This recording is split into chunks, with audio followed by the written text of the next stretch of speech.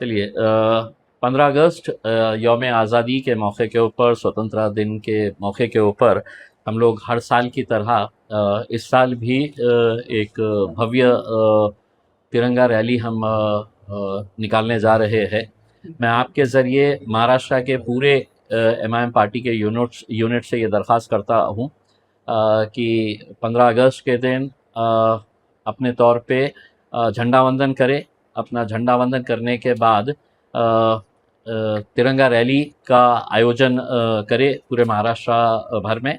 हम भी यहाँ पर सुबह 10 बजे दारुसलाम बूटी लाइन के ऊपर झंडा वंदन का कार्यक्रम होगा हर साल की तरह, और उसके बाद एक तिरंगा रैली निकाली जाएगी। हर गाड़ी के ऊपर जो है वो तिरंगा रहेगा। शहर के मुख्तलिफ़ इलाक़ों से होते हुए हम गुज़रेंगे गर्व के साथ, फ़ख्र के साथ, और एक पैगाम देंगे कि हम इस मुल्क से कितनी मोहब्बत करते हैं। और ये मुल्क जो आज़ाद हुआ था, बहुत जद्दोजहद, बहुत मेहनत, बहुत लोगों का खून बहा था ये आज़ादी हासिल करने के लिए, और उसी आज़ादी का जश्न मनाने के लिए हम लोग ये तिरंगा रैली का आयोजन करने के लिए जा रहे हैं। मैं तमाम लोगों से ये अपील कर रहा हूँ कि सुबह 10 बजे ठीक दारुसलाम के ऊपर झंडा वंदन होगा, और उसके बाद है तो तिरंगा रैली का आयोजन किया जाएगा। आपके ज़रिए मैं पूरे महाराष्ट्र के यूनिट्स को ये आदेशित कर रहा हूँ कि अपने अपने तौर के ऊपर आप लोग अपने अपने शहर के अंदर तिरंगा रैली का आयोजन करें। औरंगाबाद में जो रैली निकाली जा रही है उसके रूट क्या रहेंगे और कहाँ से कहाँ देखिए, उसकी प्लानिंग की जा रही है कि हमारी कोशिश यही रहेगी कि जो एरिया से हम लोग गुज़रने वाले हैं, वहाँ पर लोगों को तकलीफ़ ना हो, उसका रूट फ़ाइनल करके हम आज रात में एक टीम बैठ के उसको फ़ाइनल करेगी, और कल वो रूट हम डिक्लेयर करेंगे। कोशिश यही रहती है कि पूरा शहर को हम कवर करें करके, और इस बार भी वो रूट जो है वो शाम तक फाइनल हो जाएगा। कल है तो हम हमारे सोशल मीडिया के पेज के ज़रिए उसको हम डिक्लेयर कर देंगे। कल जो है सर सीएम भी है जी। और काफी सारे नेता हैं, जैसे कि आपका अगस्त आंदोलन में आपने कहा था कि 15 अगस्त को अगर आपकी डिमांड पूरी नहीं होती तो फिर आप नहीं नहीं, मैंने 15 अगस्त का नहीं कहा था, मैंने 17 सितंबर का कहा था। जी कि जब मराठवाड़ा मुक्ति संग्राम दिन होता है, मराठवाड़ा जब आज़ाद हुआ था निज़ाम के चुंगल से, तो वो दिन जो है वो तमाम सरकारी दफ्तरों के ऊपर रोशनाई की जाती है, सीएम साहब आते हैं, भव्य कार्यक्रम होता है।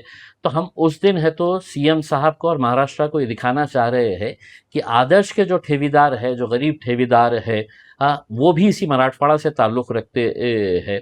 और कई सारे ऐसे हैं जो 70 साल, 80 साल और 90 साल के ऊपर के भी बुज़ुर्ग लोग हैं उसमें। तकरीबन 75 लोगों की जान जा चुकी है। तो आप जब ये जश्न मनाने के लिए आएंगे तो आपको कहीं ना कहीं इन लोगों को भी जवाब देना पड़ेगा कि आखिर में अपनी मेहनत की, अपनी ज़िंदगी भर की कमाई, ये कोई लेके भाग जाता है और इन्हें मरने के लिए छोड़ दिया जाता है करके। तो 17 सितंबर तक अगर इसके ऊपर कोई सही फैसला नहीं होगा, तो फिर हमने कहा है कि देखिएगा फिर हमारा भी आंदोलन कैसा होगा करके कल उसमें। इस सिलसिले में सीएम से कोई नुमाइंदगी होगी? देखिए, हमने सीएम साहब से, हमारे जो पार्टी के विरोधी पक्ष नेता है समीर साजिद साहब, इन्होंने पुलिस डिपार्टमेंट को एक पत्र लिखा है, महानगर पालिका के आयुक्त को, डिविजनल कमिश्नर को एक लेटर लिखकर ये किया है मांग कि विरोधी पक्ष हमारा पूरे 36 कॉरपोरेटर्स जो है वो भी मुख्यमंत्री साहब से मिलना चाहते हैं, क्योंकि आखिर वो हमारे भी मुख्यमंत्री ही है। और हम उनके पास ये शिकायत लेकर जाना चाह रहे हैं कि जब महानगर पालिका की कुर्सियों के ऊपर आपके पदाधिकारी बैठे हुए हैं, चाहे फिर वो महापौर हो या स्टैंडिंग कमेटी के चेयरमैन हो, इनका जो रवैया है कि हम इन इलाकों के लिए इन कॉरपोरेटर्स को हम पैसा नहीं देंगे करके, जो हमारी लाइन फॉलो करता है, जो हमें हमारे बुरे वक्त के अंदर साथ देता है, हम उनको पैसा देंगे, हम उनको फंड देंगे, इन लोगों को फंड नहीं देंगे करके। तो हम मुख्यमंत्री साहब से ये कहना चाह रहे हैं कि अगर शहर का विकास करना है तो पूरे शहर का विकास होना चाहिए। आप सिर्फ चंद इलाकों का अगर विकास करने का अगर सोच रहे हैं तो वो ओवरऑल डेवलपमेंट नहीं हो सकता है। तो हमने उनसे टाइम मांगा था कि हमें एक 10 मिनट का भी अगर टाइम मिल जाए तो पहले उन्होंने कहा था कि हम एयरपोर्ट के ऊपर कोशिश करते हैं। अभी थोड़ी देर पहले पता चला है कि पुलिस डिपार्टमेंट की तरफ से मैसेज आया है कि उनका शेड्यूल बहुत टाइट है। क्या टाइट है? आप तिरंगा रैली के लिए आ रहे हैं, एक गली कम जाइएगा उसमें, जहां पे आप 10 किलोमीटर जाने वाले हैं वहां 9 किलोमीटर चले जाइएगा उसमें। लेकिन आपको विरोधी पक्ष को भी सुनना चाहिए करके उसमें। तो फिर अभी मैसेज आया है कि 36 की जगह 4-5 लोग अगर आ जाए तो हम उसके लिए कोशिश करते हैं करके। तो हमारी विनंती है पुलिस डिपार्टमेंट से कि हमारे भी मुख्यमंत्री है देवेंद्र फडणवीस साहब, और हमें भी अपनी शिकायत उन तक करने का मौका फराहम किया जाएगा। सदन में एफसीआरए बिल जो है जेपीसी को सौंपा गया है, विपक्ष ने भी इसे अल्पसंख्यक विरोधी बताया। आप देखिए, ये मैं जिस वक्त खासदार था उस वक्त भी ये बिल लाया गया था। ये बिल लाने का मकसद सिर्फ उनका यही है कि जो क्रिश्चियन कम्युनिटी आज इस देश के अंदर काबिल तारीफ काम अगर कोई कर रहे हैं, तो ये कोई है तो ये सत्ता में बैठे हुए ये लोग नहीं कर रहे। स्कूल्स चलाना पूरे हिंदुस्तान के अंदर जो स्कूल चलाए जा रहे हैं वो ये कॉन्वेंट स्कूल्स जो है वो लोग क्रिश्चियन कम्युनिटी चला रही है। अच्छे अच्छे चैरिटेबल हॉस्पिटल जो चलाए जा रहे हैं वो क्रिश्चियन कम्युनिटी चला रही है। मुसलमान जो है वो बहुत सारे ऐसे फंड का इस्तेमाल करते हुए बहुत सारी एक्टिविटीज़ उनके ज़रिए भी की जा रही है।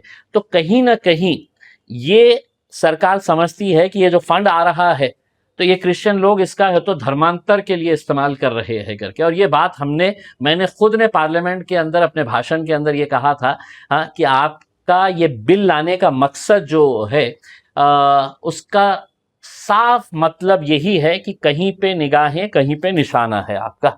आपकी निगाहें क्रिश्चियन कम्युनिटी को आप ये समझ रहे हैं कि ये जो फॉरेन से फंड आ रहा है इसके ज़रिए आप कन्वर्जन कर रहे हैं, धर्मांतर कर रहे हैं करके। तो सरकार ने इसके आंकड़े देना चाहिए था। मैं समझता हूँ ये टोटली अनजस्टिफाइड है। और ये इस तरह के बिल जो लेकर आ रहे हैं वो सिर्फ मेन मुद्दों को भटका कर ऐसे ही मुद्दों को सरकार है तो ऊपर लाना चाह रही है ताकि ये कोई सवाल नहीं करे कि अमित शाह साहब इतने दिनों तक कहाँ गायब रहे हैं करके। इतने दिनों के बाद क्यों प्रधानमंत्री नरेंद्र मोदी साहब को ये एहसास हुआ है कि जंतर मंतर के ऊपर जो है वो नौजवानों के ऊपर, वो युवाओं के ऊपर, जेनजी के ऊपर बहुत ज़्यादतियाँ हुई है करके। इतने दिनों के बाद उनकी आंख क्यों खुली है? ये सवालों से उलझाने के लिए, ये सवालों को दरकिनार करने के लिए इस तरह के बिल्स लाए जा रहे हैं। महाराष्ट्र में रिलीजियस एक्ट के तहत जो अमेंडमेंट हुआ है उसके तहत पूना में 2 लोगों के खिलाफ एफआईआर दर्ज हुई है। उसमें एक शब्द जो है तो फॉरेनर है। तो ये मतलब क्या इसके जरिए निशाना बनाया जा रहा है एक मखसूस कम्युनिटी? कन्वर्जन का मामला है। देखिए, हम तो इस बात से साफ इत्तेफाक रखते हैं कि कोई भी जबरन धर्मांतर अगर कोशिश कर रहा है तो उसके ऊपर कार्रवाई होनी चाहिए करके उसमें। किसी भी तरीके से हम फोर्स्ड कन्वर्जन जो है वो हम उसका समर्थन नहीं करते हैं। लेकिन इसका भी एक बऊ बनाया जा रहा है कि साहब ये लोग धर्मांतर कर रहे हैं, ये लोग शादी करके है तो ज़बरदस्ती धर्मांतर करवा रहे हैं। आप ये एक फियर तैयार किया जा रहा है कि देखो इतने सारे, जबकि हम सरकार से, महाराष्ट्र सरकार से ये अनुरोध करते हैं कि आप पूरे महाराष्ट्र के आंकड़े बताइए। National crime records bureau NCRB का डेटा जो है हर तरह के क्राइम्स पूरे नेशन के अंदर जो होते हैं, कितने सुसाइड्स हुए हैं, कितने बलात्कार हुए हैं, कितनी हत्याएं हुए हैं, कितनी मॉलेस्टेशन हुए हैं, ये एनसीआरबी का डेटा सेंट्रल गवर्नमेंट तैयार करता है। वो एनसीआरबी के डेटा के अंदर बताइएगा कि देश के अंदर कितने कन्वर्जन के केसेस आए हैं करके। वो डाटा आप बताएंगे नहीं, क्योंकि है ही नहीं। भाई लाखों करोड़ों के अंदर एक आध कहीं पर कोई केस हो जाता है कि कोई फला बंदा किसी के साथ शादी कर लेता है, तो उसको है तो एकदम बहू बना के पेश किया जाता है कि देखो ये धर्मांतर हो रहा है करके। कितने हो रहे हैं? आप अपने शहर के अंदर से बताइएगा कि कितना आंकड़ा आपके पास निकलेगा करके उसमें। अगर ये क्राइम है तो क्राइम का डेटा भी आपके पास होना चाहिए। तो वो डेटा आप क्यों नहीं डिक्लेयर कर रहे हैं? क्योंकि डेटा है ही नहीं ऐसा कोई कि बहुत बड़ा सिग्निफिकेंट नंबर है। लेकिन एक फियर तैयार किया जा रहा है, और विशेषकर हिंदू समाज के अंदर कि देखो अब इतना बड़ा धर्मांतर हो रहा है, अपने लोग जो है वो सब धर्म परिवर्तन कर रहे हैं, जबरन किया जा रहा है, पैसों से किया जा रहा है। तो ये सब फालतू की बातें है उसमें, सिर्फ एक फियर तैयार करने के लिए। कुंभ मेले के नाम पर 500 करोड़ का घोटाला सामने आया है, कुछ लोग गिरफ्तार भी हैं। मैं नहीं समझता हूँ कि वो 500 करोड़ हो सकते हैं करके। अभी आने तो दीजिए कुंभ मेला, उसके अंदर आपको समझ में आएगा कि ठेकेदार कहाँ के है और कितना बड़ा, कितना। जो वर्क ऑर्डर था अब डुप्लीकेट था, और उसमें जो है गिरीश महाजन का कोई रिलेटिव उसमें है बोल भाई साहब मैं आपको साफ कह रहा हूँ, आप क्यों इतना कंजूसी बरत रहे हैं ये बताते हुए कि सिर्फ 500 करोड़ का हुआ है करके। हाँ, टोटल कुंभ मेले के ऊपर कितना पैसा खर्च हो रहा है। देखिए मैं तो इस बात से इत्तेफाक रखता हूँ और मुझे कोई झिझक नहीं है ये बात बताने के लिए। ठीक है, आप मुझे है तो धर्म के चश्मे से देखेंगे, लेकिन यही इम्तियाज़ जलील है और यही असदुद्दीन अवैसी है जो पार्लियामेंट के अंदर खड़े रहकर ये कहे थे कि मुसलमानों को आप हज की जो सब्सिडी देते हैं वो नहीं देना चाहिए करके। क्योंकि सरकार का काम ये नहीं है कि हमारा धार्मिक कार्य क्या है, हमारा धार्मिक कार्यक्रम के लिए सरकार ने उसको पैसा देना चाहिए। हमने सरकार से ये मांग की थी कि ये जो हज की सब्सिडी है, ये हज की सब्सिडी के बदले में आप मुस्लिम बच्चियों के लिए, माइनॉरिटीज के लिए आप स्कूल खोलिएगा, हॉस्टल्स खोलिएगा, उनके लिए कॉलेजेस खोलिएगा, उनके लिए स्कॉलरशिप्स की स्कीम्स स्टार्ट करिएगा करके। उसमें सरकार ने जितना सुनना था उतना सुने, उन्होंने हज की सब्सिडी बंद कर दिए है। लेकिन कितने स्कूल्स बनाए हैं उन पैसों के अंदर? ये तो मुसलमानों का ही पैसा था ना, जो आप हर साल इतने सालों से देते आ रहे थे उसके अंदर। तो हमारा ये कहना है कि त्योहार किसी का भी हो, जतरा यात्रा किसी की भी हो, उसके अंदर ये सरकार का काम नहीं है। सरकार का काम है अच्छे रास्ते बनाना, अच्छे अस्पताल बनाना, अच्छे स्कूल्स बनाना, इंफ्रास्ट्रक्चर बनाना। ये समस्याओं का हल जो है वो सरकारी पैसों से इसका हल। लेकिन किसी का त्योहार आ गया तो लीजिए ये 3,000 करोड़ रुपये आप ले लीजिएगा, हाँ हमारा ये त्योहार आ रहा है इसके अंदर 2,000 करोड़ आप ले लीजिएगा करके उसके अंदर। तो ये जो है ये कहीं ना कहीं खत्म होना चाहिए। अब ये जब मैंने बोला हूं और आप ये जब चलाएंगे, हाँ तो नीचे इसके अंदर कमेंट्स भी पढ़ लेना उसमें, हाँ अंधभक्तों के कमेंट्स कैसे आ जाएंगे।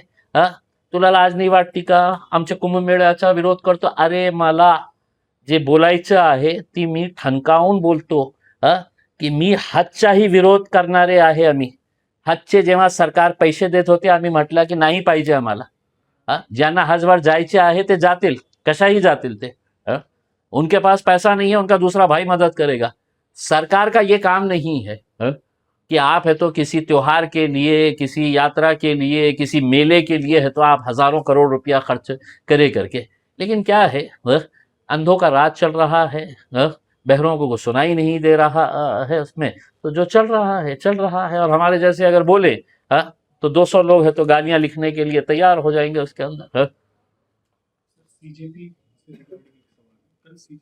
जो है मीटिंग की दिल्ली में, राष्ट्रीय जो पारिवारिक जी, जी। घर है पौंडीचेरी में, जी वहाँ पे भी पुलिस ने मैंने भी ये पढ़ा हूँ।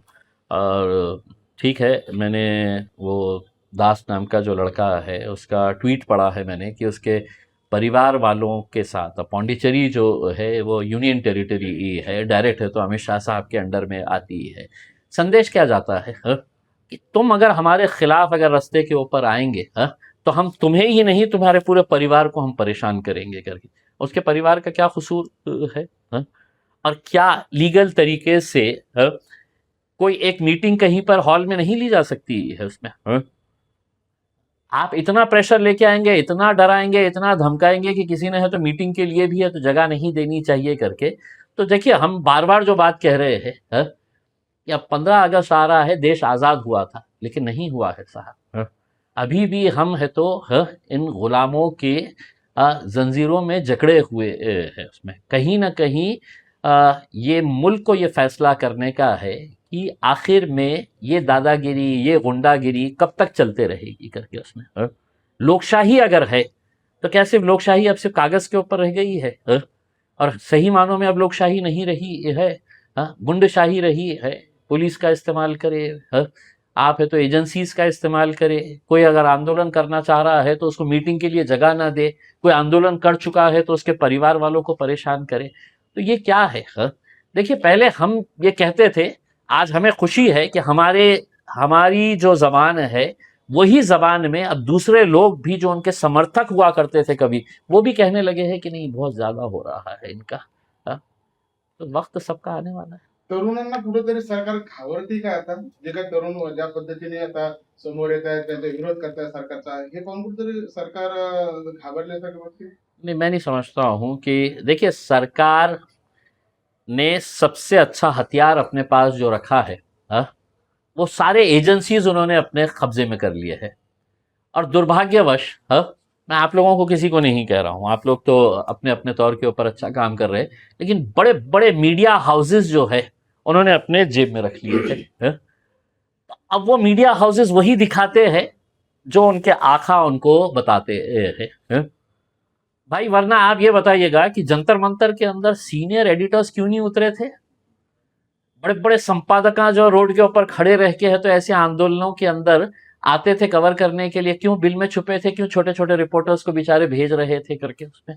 क्योंकि उन्हें भी मालूम था कि जनता आप समझ चुकी है कि तुम किस एजेंडे के जरिए काम कर रहे हैं करके। अमित शाह पार्लियामेंट में नहीं आते हैं और स्पीकर को चिट्ठी लिखकर बोलते हैं कि इसका जवाब दो। देखिए, मैंने भी पार्लियामेंट में अल्हम्दुलिल्लाह 5 साल बैठा हूँ। ये बहुत आम सी बात है कि पार्लियामेंट जो है वहाँ पे है तो मोदी साहब भी नज़र नहीं आते हैं कई कई दिनों तक, और अमित शाह साहब भी नज़र नहीं आते हैं। और जिस दिन महाशय अंदर आते हैं तो पूरे भाजपाई जो है वो टेबला बजा बजा के, जैसा कौन आया है, मेरा पिया घर आया करके, वैसा इतना खुशी मनाते हैं करके। तो ये तो जो पीरियड है उसके अंदर, तुम चलाओ पार्लियामेंट के अंदर, हम अपना अंदर बाहर बैठ के तो फैसले करेंगे जो भी करना है। पार्लियामेंट होता क्या है साहब? पार्लियामेंट देश की आवाज़ है। 543 एमपीज जो है वो देश की नुमाइंदगी करते हैं। देश में क्या अच्छा है, क्या बुरा है, क्या होना चाहिए, क्या नहीं होना चाहिए, वहाँ पर ये फैसले लिए जाते हैं। और वहाँ पर वो फैसले लेने वाले ही जो है मुखिया, वही मुखिया जो अंदर नहीं आ रहे हैं, तो फिर कौन सवाल करेगा? नांदेडमध्ये नुकतीच एक घटना घडली आहे. तिथले माजी उपमुख्यमंत्री होते सुखबीर सिंग बादल यांच्यावर जीवघेणा हल्ला झालाय. हमला हुआ है। नुकतीच घडली आहे. अच्छा, मुझे इसकी बहुत ज़्यादा जानकारी नहीं है उसमें, तो मैं इसके ऊपर सर, बहुत फिलहाल ज़्यादा। वक्त जो है रांची में भी एक छात्रों का आंदोलन चल रहा है। अब जंतर मंतर का आंदोलन एक अलग था और रांची का भी एक आंदोलन अलग है। वहाँ पे बीजेपी खुद प्रोटेस्ट कर रही है रांची के आंदोलन में, आप किस तरीके से देखते देखिए, एक ये जो एक ये हो गया है कि अगर हिंदुस्तान में किसी शहर के अंदर दंगा होता है, और वो राज्य भाजपा का है, और जब उनसे सवाल किया जाता है कि आप ये दंगाइयों को कंट्रोल नहीं कर रहे, तो उनका जवाब ये होता है कि ये दंगे तो कांग्रेस के पीरियड में भी होते थे, या कांग्रेस वालों से पूछा तो बोलेंगे कि देखिए बीजेपी के पीरियड में भी तो हो रहे हैं, बीजेपी के राज्यों में भी तो हो रहे हैं करके। गलत कहीं पर भी हो रहा है तो वो गलत है उसके। तो अगर समझ लीजिएगा, अगर कहीं पर झारखंड के अंदर अगर कोई पेपर लीक का मामला सामने आया है, तो उसको पॉलिटिकल रंग से ना देखते हुए आप स्टूडेंट्स के हित के अंदर क्या होना चाहिए उस हिसाब से फैसले लीजिए। ठीक है सर, काय थँक्यू। सांगाल आपण ज्यासाठी विरोध केला होता गोपीनाथ मुंडे यांचं स्मारक बनवू नका म्हणून आणि त्या ठिकाणी हॉस्पिटल बनवा म्हणून, त्याच पुरत्वाकडे येते पण शासनाकडे वेळ नाही याचं उद्घाटन करण्यासाठी किंवा याच्यासाठी फार विरोध झाला आपला. नाही, मला असं सांगण्यात आले, मी 1-2 दिवस अगोदरही त्याची एक रिव्ह्यू घेतलं होतं, की ते कॉन्ट्रॅक्टरचं असं म्हणणं आहे की आता छोटे छोटे काम जे आहे ते राहिलेले आहे आणि कमीत कमी 2 ते 3 महिने लागणार आहे. तर मला असं स्वतःला वाटतं की ते डिसेंबरपर्यंत हे प्रोजेक्ट पूर्ण होतील आणि डिसेंबरमध्ये त्या हॉस्पिटलचं उद्घाटन होतील. आणि आमची एक जे जिद होती की तिथे एक स्मारक नको, एक हॉस्पिटल व्हायला पाहिजे, ते साक्षात होताना आम्हालाही आनंद होणार आहे त्या दिवसाचा. जर असंच आपण समजा विरोध करत राहिला सगळ्यांना आणि असं जर समाज उपयोगी जर होत राहिले काहीतरी, तर याकडे कसं बघता आपण? नाही, मी तर काय आहे की तिथे तुम्ही सरकारचेच पैसे खर्च करणार होते स्मारक बांधण्यासाठी. आता मी तुम्हाला हे सांगितलं की आपण कुंभमेळ्यावर जितके पैसे खर्च करणार आहे त्या कुंभमेळ्याच्या पैशामध्ये